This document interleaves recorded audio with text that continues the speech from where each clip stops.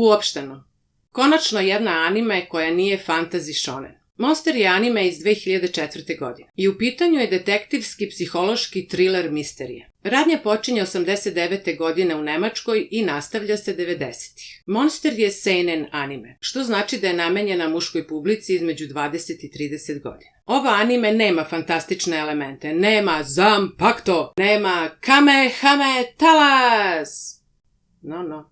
Manga je izlazila 7 godina, a anime ima 74 epizode. Radnja. Pratimo mladog neurohirurga koji se zove Kenzo Tenma. On je gastarbajter u Nemačkoj 89. godine. Njegov život se izvrne naopačke, pošto izvrši operaciju na detetu koju nije smeo, ispašavajući život koji nije smeo da spasi. Godinama kasnije to dete se vraća kao mlado momče i ispostavlja se da je dr. Tenma spasio život psihopati i serijskom ubici. I ne samo to, nego Tenmi bivaju smeštana ubistva koja nije počinio. I on mora da se da u beg, u potragu za istinom, a sve u nadi da spere ljagu sa svog imena. Šta te privuče? Osvežavajuće je povremeno pogledati anime koja nije neka vrsta shonena, kao što je i Steins Gate. Još više je osvežavajuće pogledati anime koja nema fantastične elemente, nadprirodne, spiritualne energije i slično, kao što je na primjer Terror in Resonance. Monster ima old school osjećaj. U pitanju je vrhunski detektivski krimi thriller, koji se dosta osvrće na psihologiju kriminala, filozofiju i ideju sudbine, šta je predodređeno, a šta ne. Ova anime mora da se upije na tenane. I njen najveći adut je što u svojih 74 epizoda ima vremena da detaljno razvije pregršt sporednih likova i adekvatno nam dočara njihovu priču i njihov značaj za ceo narativ. Sporedni likovi su izuzetno detaljno i osmišljeni i realizovani. Svaki ima svoj značaj i svoje mesto. Moramo da pomenemo jednu fantastično odrađenu epizodu, koja se zove 5 kašičica šećera. U pitanju je malecki spojler, ali moramo. Šta se mora, nije teško. U toj epizodi se jedan plaćeni ubica osvrće na svoj život i kako je uopšte postao ubica. Epizoda se završava sa njegovim zaključkom da je lako ubiti čoveka samo ako ti ne smeta da od tada zaboraviš kakvog je ukusa šećer.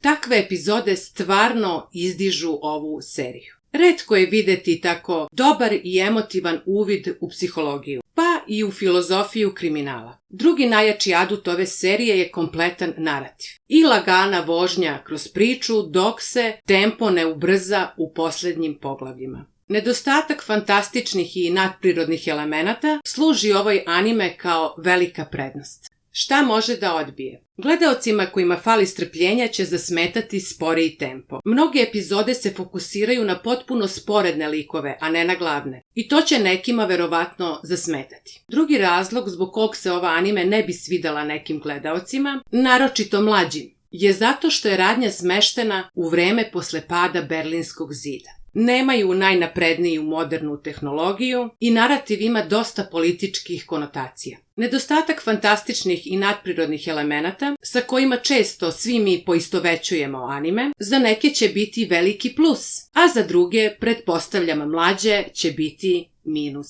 Minus i plus.